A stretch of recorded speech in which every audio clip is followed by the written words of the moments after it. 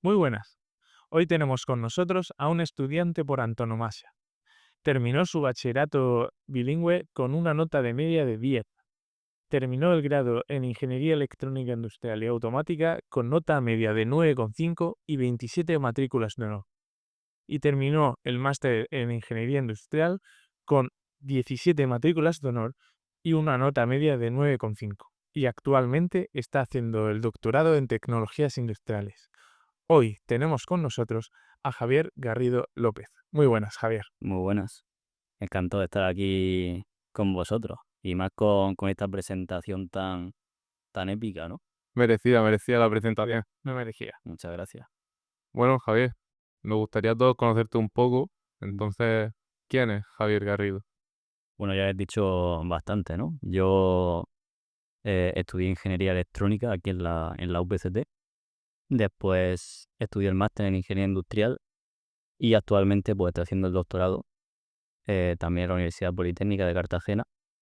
Y bueno, pues me dedico actualmente a lo que hace cualquier investigador, ¿no? En su etapa de doctorado, que pues al final leer mucho sobre tu tema de investigación, sobre tu tesis, plantear hipótesis y luego pues validarlas con muchos ensayos y al final, que es probablemente la parte más difícil, colectar toda esa información para al final hacer una publicación científica, una contribución que de alguna forma contribuya a un avance en la línea de investigación sobre lo que estás haciendo.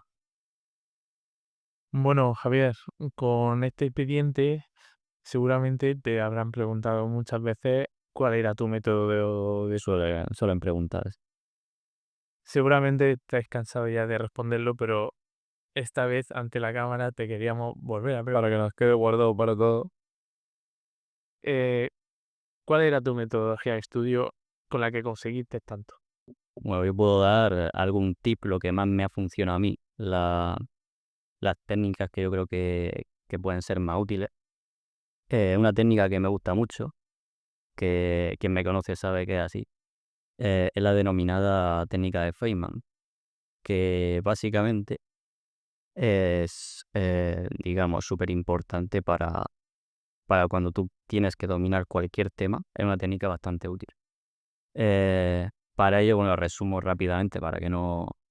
Tienes que comenzar cogiendo ese tema, todos los apuntes que tengas del tema y tal, y plasmarlo en tus propias palabras, en un resumen con esquemas, como quieras, que al final, bueno, eso en parte del origen de mis apuntes, que si quieres hablamos de eso luego. Entonces, una vez que lo tienes ahí todo resumido y todo con tus propias palabras, y te lo has repasado y demás, y has subrayado lo importante, llega realmente la técnica en sí, que es que tú tienes que ser capaz de explicarle esto a un niño. Es decir, tienes que ser capaz de explicar con términos sencillos el contenido de todo este tema, todo este temario, a cualquier persona, como si estuvieras teniendo una audiencia, como si estuvieras en una clase imaginaria, no tiene por qué ser real. Y si eres capaz de explicarlo para que cualquier persona pueda entenderla, es que has utilizado bien la técnica y dominas el tema realmente. Entonces esa técnica yo la utilizo bastante, la sigo utilizando y te permite dominar cualquier tema, ya sea de cara a un examen, de cara a dar una charla, un discurso, lo que sea, a presentar resultados. Utilizando esta técnica puedes dominar el tema en cuestión y, y tener soltura a la hora de desenvolverte con ello. Y otra técnica o instrumento que también utilizo es lo que se denomina segundo cerebro, ¿vale? Que es muy sencillo de aplicar también, que básicamente tener tú un blog de notas, una nota donde sea, ya sea las notas de WhatsApp, ya sea cualquier aplicación por ahí de notas, lo que sea. Tener un sitio donde tú puedas apuntar toda la información para que no se te olvide y poder rescatarla en cualquier momento. Sobre todo de cara a cuando estás haciendo algo, porque está demostrado que la mente humana no puede dedicarse a dos cosas a la vez de forma eficiente, ¿no? Entonces, si tú estás haciendo algo o lo que sea, imagínate un plano de una instalación en la oficina y tu jefe dice, oye, que necesito que me hagas la factura del cliente, pero claro, tú estás a medio de algo. Entonces, lo que te acaba de pedir tu jefe, pues lo apuntas en otro lado para que no se te olvide, tú sigues con tu tarea y cuando termines pasas a la siguiente. Entonces, tener ahí un sitio donde tú puedas apuntar tus objetivos, tus tareas, etcétera, para que no se te olvide y puedas seguir centrado en lo que estés haciendo. Esa técnica también a mí me ha ayudado muchísimo. Tener un sitio donde apuntar todo lo que tienes que hacer y luego lo procesas, lo organizas como quieras. Y la verdad es que a mí me ha ayudado bastante. Entonces esas dos técnicas, la técnica de Feynman junto con la del segundo cerebro, me han ayudado bastante a poder organizarme bien de cara a los estudios y a los proyectos que actualmente hago. ¿Y qué utilizabas como segundo cerebro? Porque en mi caso, por ejemplo, he probado a llevar un papelito, pero al final siempre se pierde. Hago una aplicación, pero tienes tantas notificaciones de cualquier otra cosa que se pierde en mis notificaciones. ¿Cuál era tu segundo cerebro? Realmente el instrumento que utilices da prácticamente igual. Ya te he dicho, puede ser una libreta física, puede ser el WhatsApp, puede ser lo que te dé la gana. Mientras lo unifiques todo ahí. No apunte una cosa en un lado, otra cosa en el OneNote, otra cosa. Lo importante es que sea todo unificado en el mismo sitio. Yo te puedo decir la que más me gusta, una aplicación que se llama Notion, que te permite guardar las notas en la nube, entonces puedes hacer allá desde cualquier sitio, desde el ordenador, desde el móvil, lo que sea. Pero en principio cualquier instrumento que utilices para plasmar toda la información, para que no se te olvide, es útil. Ya te digo, la gracia de la técnica es poder descargar a tu cerebro. No estés haciendo cualquier tarea y imagínate que tienes una fiesta, por ejemplo. Dices, coño, tengo que comprar las pizzas. Entonces va a estar ahí, venga. Estás haciendo el proyecto que estés haciendo y en tu cabeza va a estar recordando, oye, compra pizza, oye, compra pizza.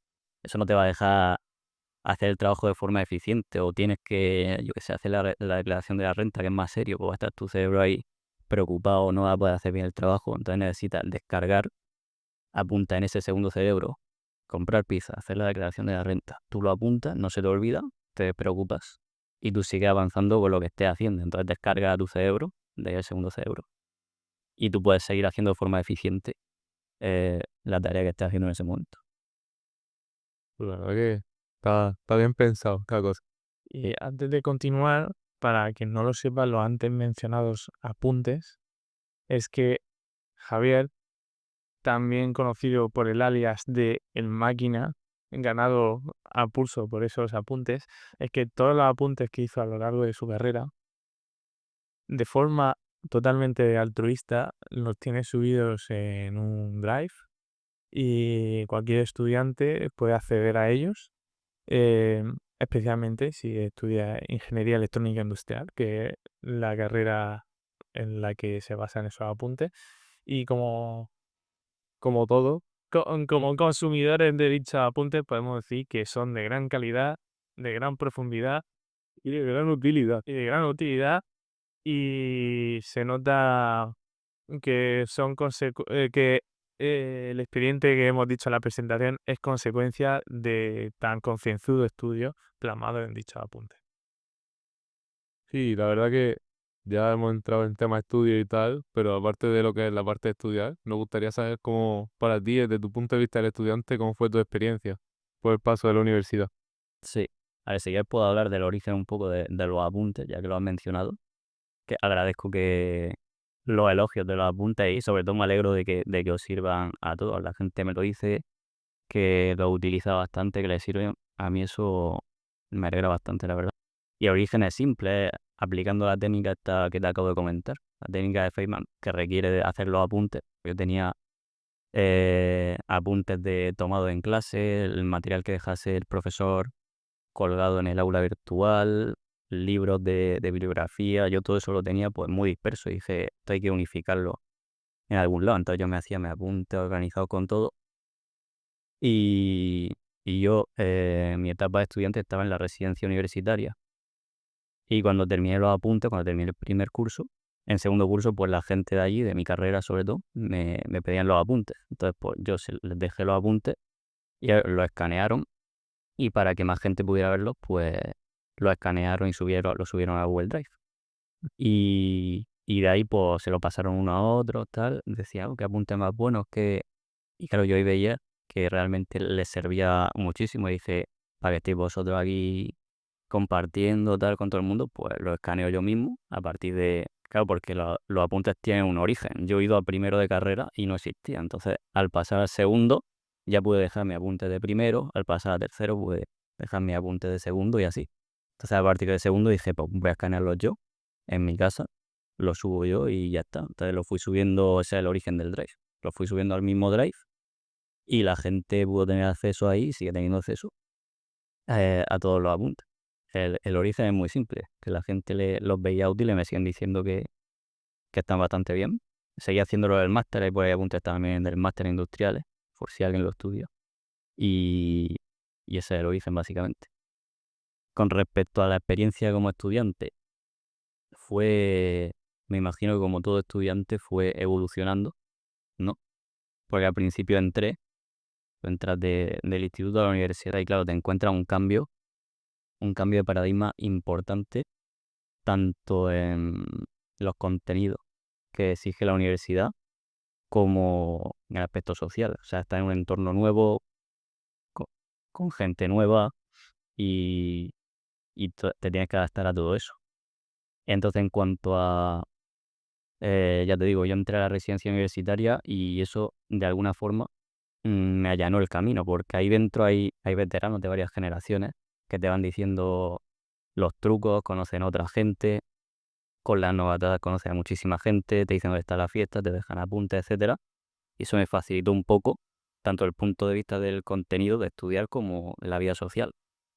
Y en cuanto al contenido, pues te encuentras ahí una subida de nivel importante y de exigencia con respecto al instituto. Entonces, el primer curso, es verdad que me costó un poco más adaptarme, darme cuenta de que ya no valía con estudiar el día de antes o 2 días de antes.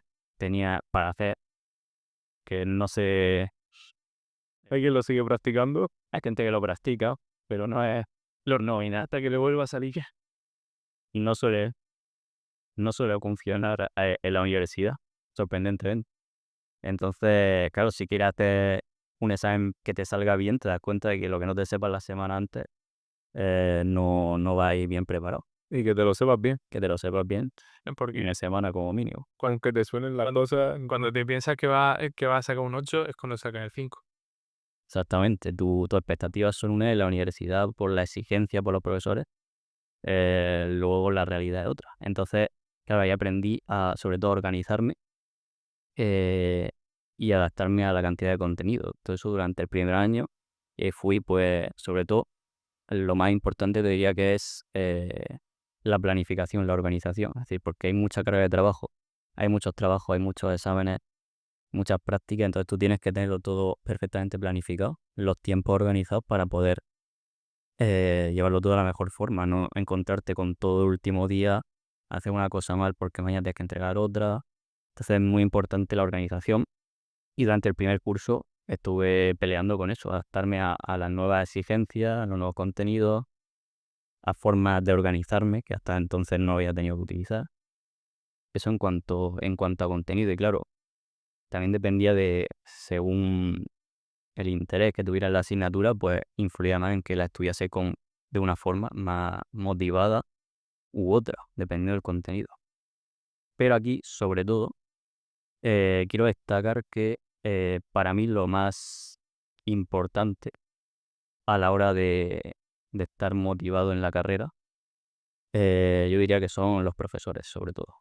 Es decir, yo he tenido profesores, he tenido asignaturas que a priori eh, me llama el contenido mucho, el contenido, lo que incluye el tema, y después el profesor pues resulta ser pues no muy incitador o no muy motivante a la hora de dar o de motivar a los alumnos a la hora de aceptar las explicaciones de la asignatura. Y al revés, he tenido asignaturas que a priori no me llaman el contenido, pues no tienen que ver con mi interés o con lo que yo quiero estudiar. Y gracias al profesor he llegado a amar la asignatura y me la hacía llevadera. O sea, ya no solo un profesor que diga, bueno, pues este profesor pone la asignatura fácil, la prueba sin hacer nada, no. O sea, me ha gustado con profesores que han hecho que trabajen la asignatura, que tengas que estudiar mucho, que hayas tenido que trabajar y encima aprendiendo. Entonces, yo creo que el papel del profesor es muy importante en este sentido. Es lo que yo diría que es clave a la hora de que te guste o no una asignatura y que estés a gusto o no en la carrera en general. El papel de los profesores, de los docentes. La verdad que alabas bastante al profesor. Eh, ¿Cuál es tu objetivo así a corto plazo? ¿Cómo te ves tú ahora mismo después del doctorado que termine?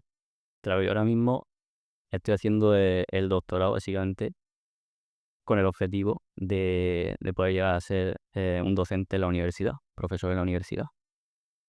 Precisamente porque veo que juega un papel importante en la formación de futuras generaciones, de futuros estudiantes, y es importante motivarlo. Y a mí la docencia es algo que me llama bastante, que me apasiona mucho y me gustaría dedicarme a ello, sobre todo en la universidad, donde el contenido es algo que se adapta más a mí. Me gusta mucho el contenido que se imparte, el nivel del contenido que se imparte en la universidad. Entonces, algo a lo que me gustaría dedicarme de aquí en corto plazo. Y ahora que dices que quieres dedicarte a la docencia y además que has pasado por todo el sistema mm, de con esa trayectoria tan estelar, ahora que vas a ser parte, si tuvieras que cambiar una sola cosa, Ujú.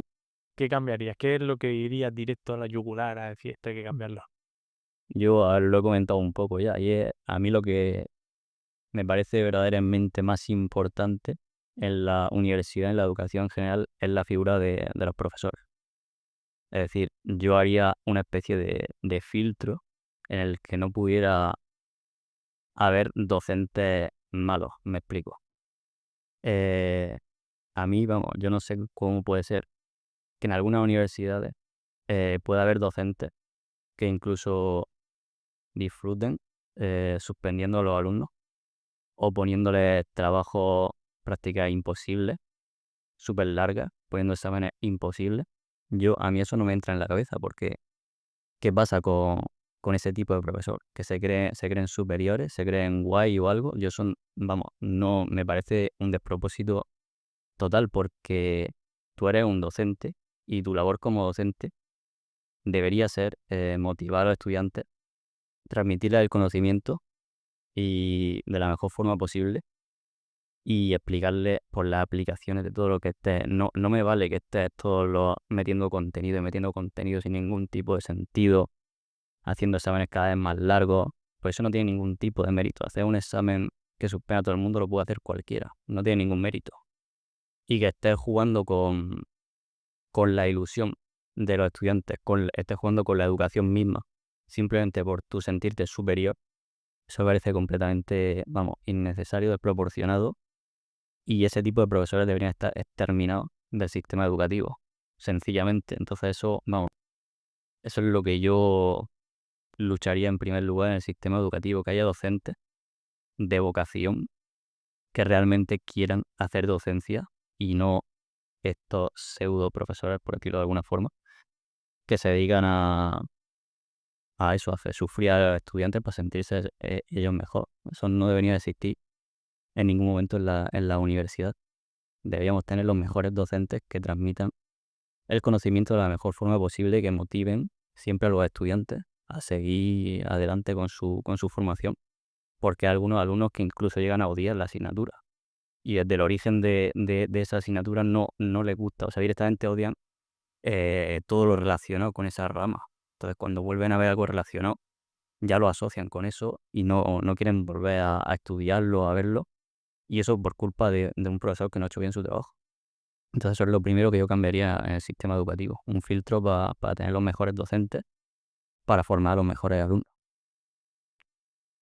Y relacionado con esta pregunta, mm, así rápidamente, ¿parciales sí o parciales no? Una pregunta controvertida que no esperaba. Eh, Eso es sorpresa. es algo, a ver, depende. Yo me imagino que el tema de los parciales depende del tipo de carrera que se esté estudiando. Yo puedo hablar más concretamente de la ingeniería. Y yo sé que aquí en la ingeniería se imparte mucha cantidad de contenido. Como bien sabéis, los temarios son muy extensos, algunos más de 10 12 temas, son densos. Hay que practicar mucho, estudiar mucho, mucha teoría, hacer muchos problemas. Y con el tema de los parciales, los profesores, los docentes lo tienen más complicado a la hora de terminar el temario y a la hora de planificarse porque también hay que hacer práctica, hay que hacer trabajo. Entonces, meter parciales y perder esas horas de clase o semanas de parciales hace que el docente no pueda explicar todo el temario que quisiera. Entonces, claro, a priori tú puedes pensar que, bueno, puede entrar menos contenido, el examen es más fácil, eso es correcto, y si apruebas el parcial, eh, vas a conseguir que en el segundo parcial pues, te entre menos temario, no tengas que hacer global, etcétera. Pero en cuanto a calidad de contenido, personalmente veo que con los parciales se quita tiempo de poder explicar el temario en condiciones. Entonces, yo diría que en una ingeniería es más difícil es el tema de que los parciales, o sea, de meter los parciales en una escuela de ingeniería lo veo más complicado que en otro tipo de carreras. Entonces, puede que en una ingeniería fuera más fructífero mantener eh, o menos exámenes o directamente ya exámenes, menos semanas de parciales o directamente ya exámenes globales donde realmente dé tiempo a explicar todo el temario. Porque, según tengo entendido, a pesar de los parciales, la cantidad de alumnos que aprueba sigue siendo la misma o incluso menos.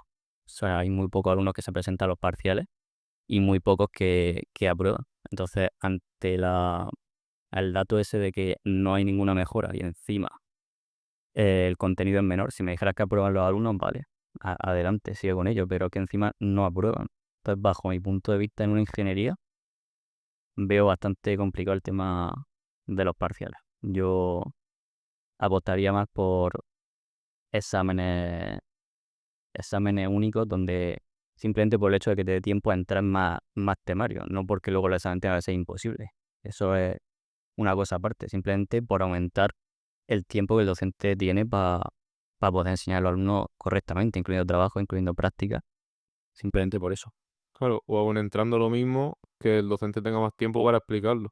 Exactamente, yo no digo que sean exámenes imposibles y larguísimos. Muchas clases vamos corriendo para que dé tiempo porque el tema hay que darlo y se da corriendo y al final, pues ni nosotros nos enteramos del todo, ni el profesor, yo creo que tampoco se quedará satisfecho en la clase que da, porque si la da corriendo, no le da tiempo tampoco a explicarse como le gustaría. Eso es totalmente así. Los docentes se sienten limitados a la hora de impartir contenido. Ellos no quieren, la mayoría, los que lo hacen bien, no quieren más tiempo para que entre más en el examen y sea más difícil, porque al final el examen va a ser prácticamente igual. Lo que quieren es transmitir todo el conocimiento que saben a los alumnos para que vean aplicaciones prácticas, por ejemplo, para que vean en qué se puede aplicar todo lo que están estudiando. Si quitas tiempo, esas cosas, digamos, extras que tienen que los profesores regalarían, aplicaciones, ejemplos, pues van a decir, pues si no me da tiempo, pues quito los ejemplos, imparto el contenido que sea necesario, el contenido mínimo para el examen y ya está. Y no me da tiempo ni a ponerle un vídeo, ni a llevarle a hacer una práctica donde tengan que construir cualquier cosa porque voy a perder tiempo. Entonces, todas esas extras que te permitirían amar más la asignatura, entenderla más, el profesor no puede hacerla porque ve reducido su tiempo con esta metodología. Ujú. Yo creo que a raíz de lo que habéis dicho, creo que hay que retrotraerse todavía un poco más para ver el origen del problema, que son los créditos. ¿Quién dictamina que estadística valga ese crédito y termodinámica 4,5?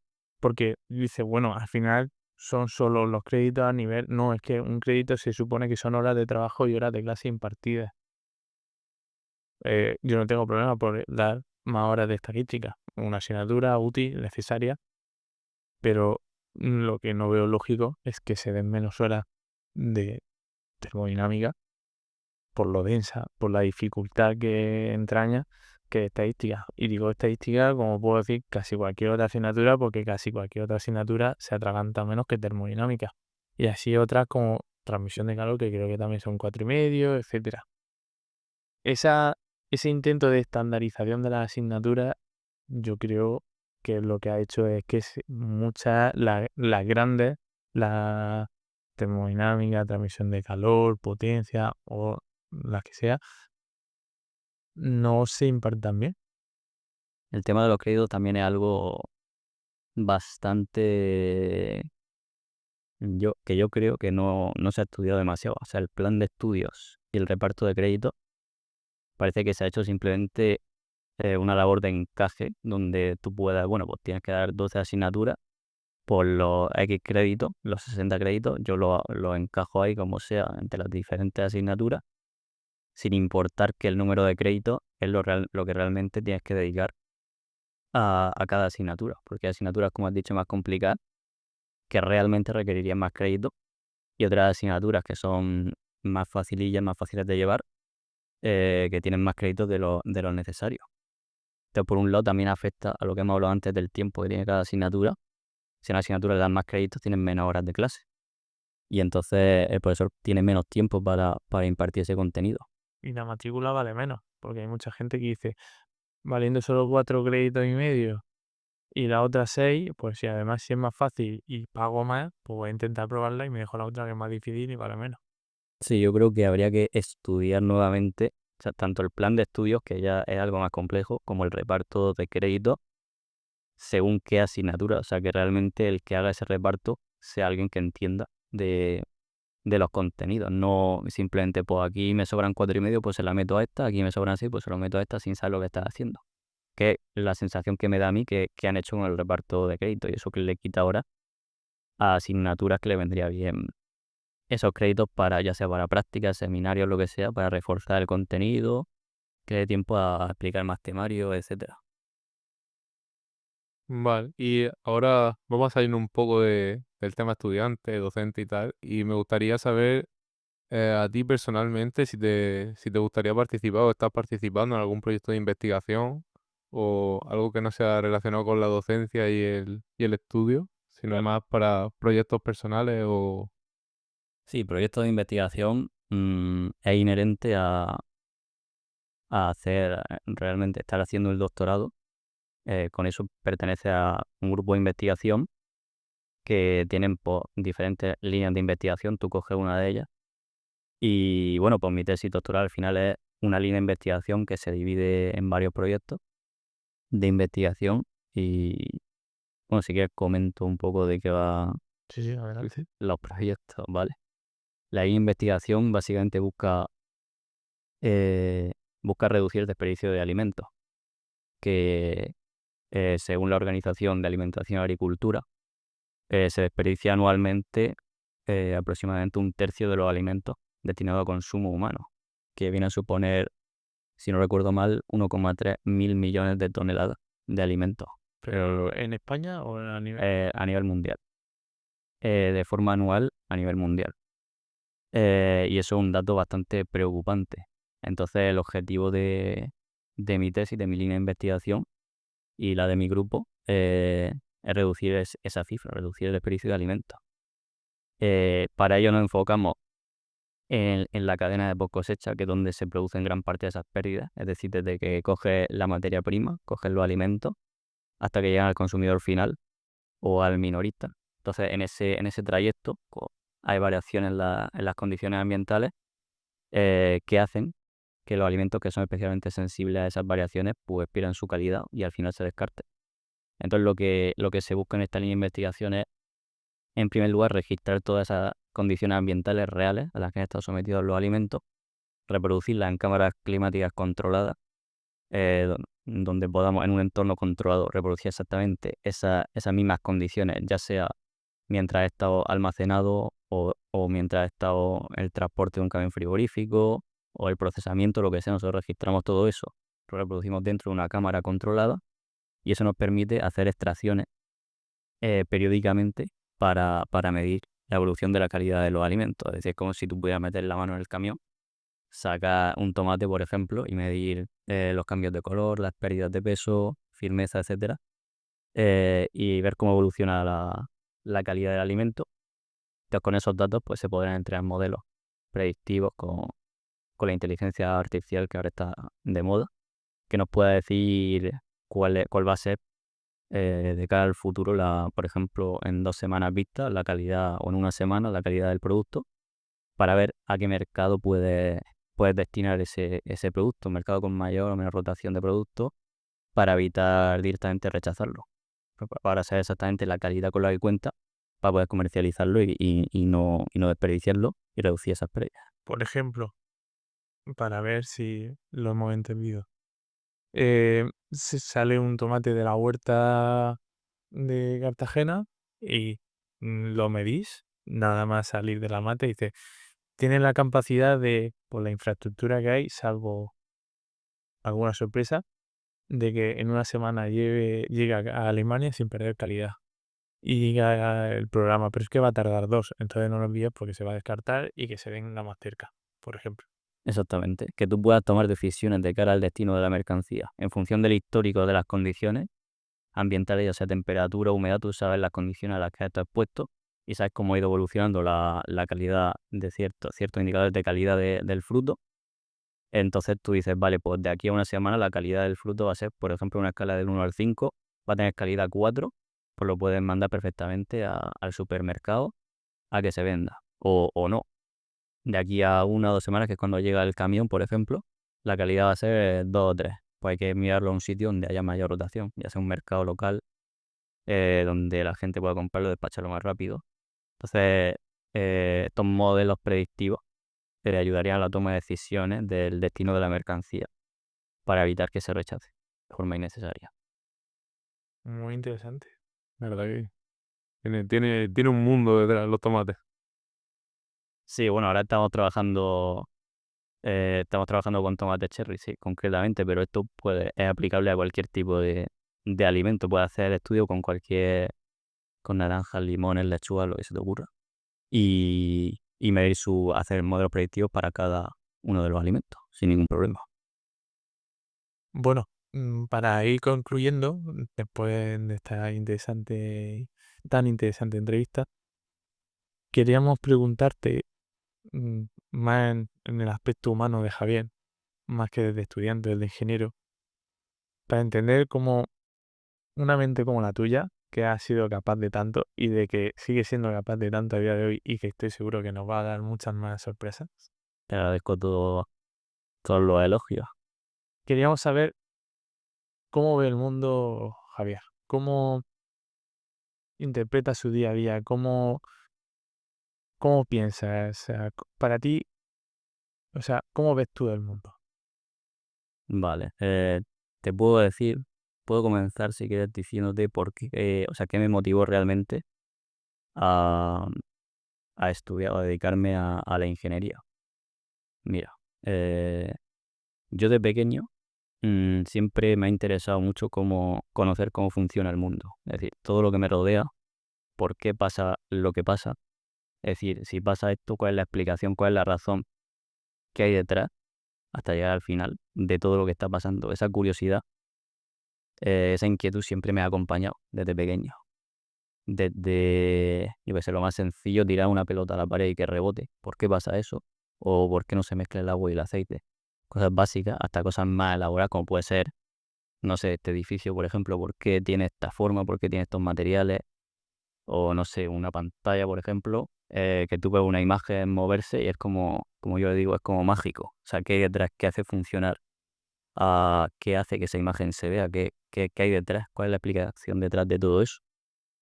O cosas más grandes como por qué se mueven así los planetas, por ejemplo, en órbita elíptica, o qué hay dentro de los átomos, por ejemplo, yendo más a fondo, porque habrá alguna partícula que sea la más pequeña de todas, por ejemplo, no lo sé, que todavía se está estudiando. Entonces, toda esa curiosidad siempre me está acompañando y me acompaña actualmente. Siempre tengo curiosidad por saber cómo funciona todo. Y eso fue lo que realmente me motivó a estudiar una ingeniería, porque yo creo que la ingeniería es una disciplina que abarca mucho, que abarca mucha cantidad de ramas de la ciencia de forma general, y lo enfoca siempre la parte que más me gusta a la práctica. Es decir, a cosas que se pueden aplicar, se pueden construir en la vida real, en el mundo real. Y estudiando la ingeniería, me di cuenta de que realmente era así. O sea, estudiando las diferentes asignaturas o estudiando por mi cuenta, me di cuenta de que todo lo que aprendes ahí te permite descubrir cómo funciona muchas cosas del mundo que te rodea. Por ejemplo, estudias máquinas térmicas y eres capaz y ya sabes cómo funciona el frigorífico de tu casa, por ejemplo. Ya no es una caja negra, llegas y sabes para qué exactamente cada uno de los elementos. O estudias, no sé, materiales y estructuras y sabes por qué el edificio está hecho así, por qué tiene esta forma, por qué tiene esta estructura, por qué han utilizado estos materiales, por qué tiene estos arcos, estas vigas.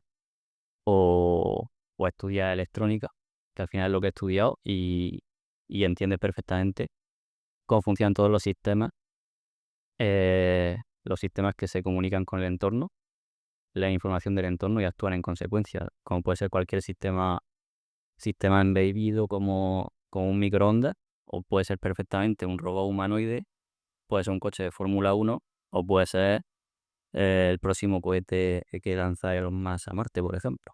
Todo eso eres capaz de entenderlo estudiando diferentes asignaturas. Y a mí lo que personalmente creo que te puede hacer el clic, que te puede hacer amar la ingeniería, en mi opinión, es el hecho de darte cuenta de que todas estas RAM están conectadas entre sí. Es decir, todo esto se complementa y son todas necesarias para poder desarrollar cualquier cosa, cualquier avance.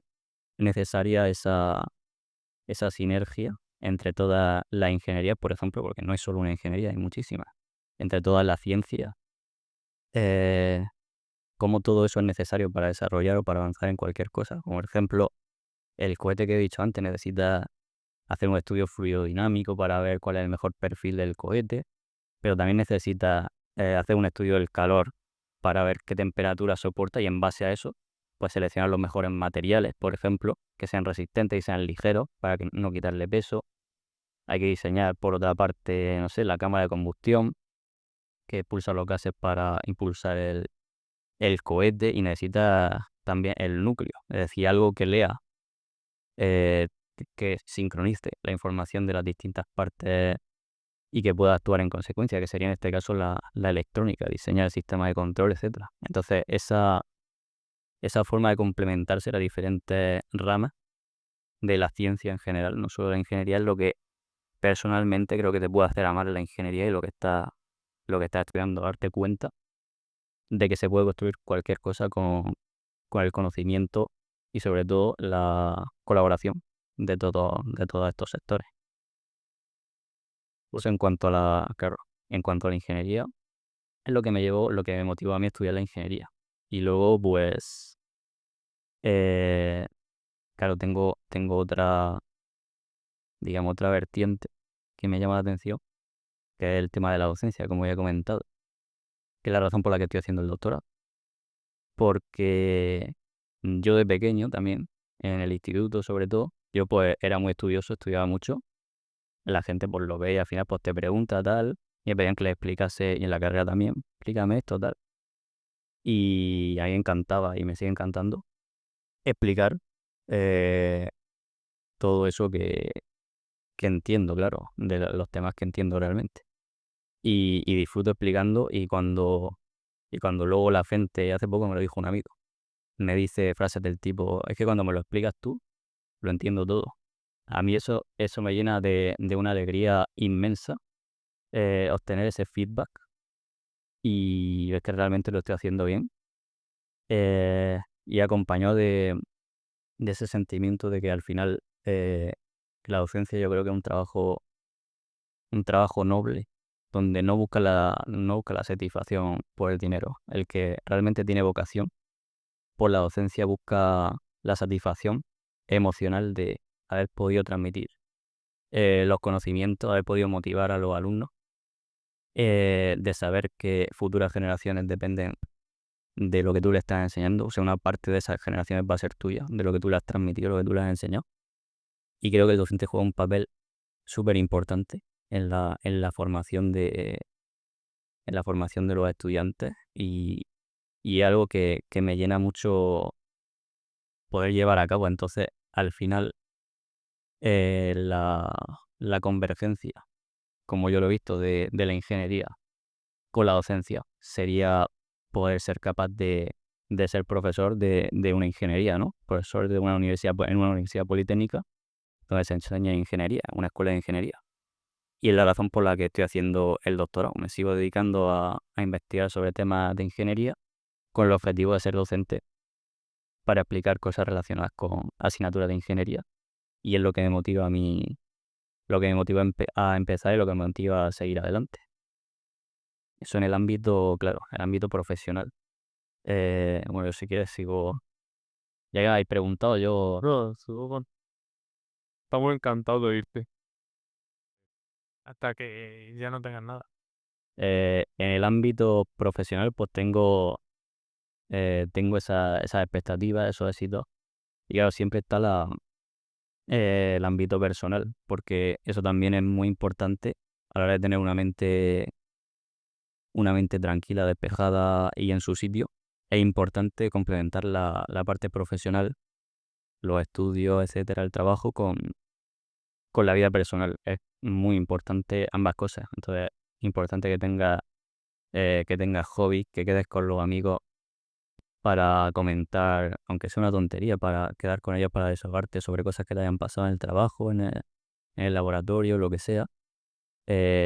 Importante hacer, por ejemplo, algo de deporte que te permita desahogarte, tener buena alimentación y sobre todo un pilar muy importante es la familia para mí, porque siempre te apoyan, o sea, están ahí de forma incondicional, apoyándote con todo lo que hagas y es un pilar para mí también que ha sido muy fundamental y lo sigue siendo, que tenga el valor de seguir soportándome todavía. No sé cómo lo Un consiguen, poco con todo. no sé cómo lo consiguen, pero yo se lo agradezco infinitamente todos los días. Y complementar la vida personal con la profesional es muy importante. No puedes solo enfocarte en la profesional porque tu mente se volvería loca. Tienes que tener objetivos en los dos casos. Siempre tienes que tener objetivos en mente, aunque sea a largo plazo, tanto la profesional como la personal, y siempre vivirlo en objetivos más pequeños, que sean más asequibles, e ir siempre a por ello, lo cual te va a hacer que te despiertes cada día motivado y no te despiertes intentando sobrevivir un día más, por así decirlo, sino que despiertes con ilusión y digas, hoy voy a por este objetivo, luego voy a hacer esto, mañana tengo este otro objetivo. En la vida personal también es muy importante ese tipo de objetivos. Tener siempre metas, las que perseguir para poder estar motivado todos los días de cara a lo que quieres conseguir. A ver si estoy de acuerdo contigo lo que al final la base de lo que somos es lo que nos rodeamos, entonces la familia tiene que ser un pilar fundamental en la mayoría de los casos, supongo, habrá excepciones de todo, pero en la mayoría de los casos donde más nos apoyamos suelen ser la familia y son Totalmente. los que siempre tenemos, entonces que estoy totalmente de acuerdo contigo en eso. Y al final, para desarrollarte profesionalmente, primero tienes que desarrollarte personalmente. Completamente de acuerdo. Y los amigos, la familia es lo que hace que te desarrolles. Fundamental. Así que, Fundamental, amigos y familia y tener hobbies con los que pueda desconectar siempre de el infierno, podríamos decir, de la otra parte que es la vida profesional, ya sea si estás estudiando, ya sea si estás trabajando o tienes algún problema, siempre tienes ese refugio, que son tus hobbies, tus amigos y tu familia, donde te puedes desahogar y puedes limpiar tu mente y tener una mente serena y en su sitio. Pues, Javier, muchas gracias por compartir con nosotros tu historia, tus experiencias, tus opiniones y tus ilusiones a futuro. Muchas gracias a vosotros por invitarme, la verdad es que está encantado. Espero nada que os haya servido que hayáis disfrutado esta pequeña charla y os sirva de él. la verdad que sí, lo hemos disfrutado. Nosotros personalmente, No sé la gente que nos vea, pero nosotros aquí nos hemos quedado totalmente embobados escuchando a este hombre. Sí, esperemos que a ellos les llegue igual que a nosotros nos está llegando aquí. Y a ustedes, espectadores, esperamos verlos en el siguiente podcast. No olvidéis suscribiros y daros like. Tenéis todo nuestro contenido en diversas plataformas como YouTube y Spotify. Y nos vemos en la próxima.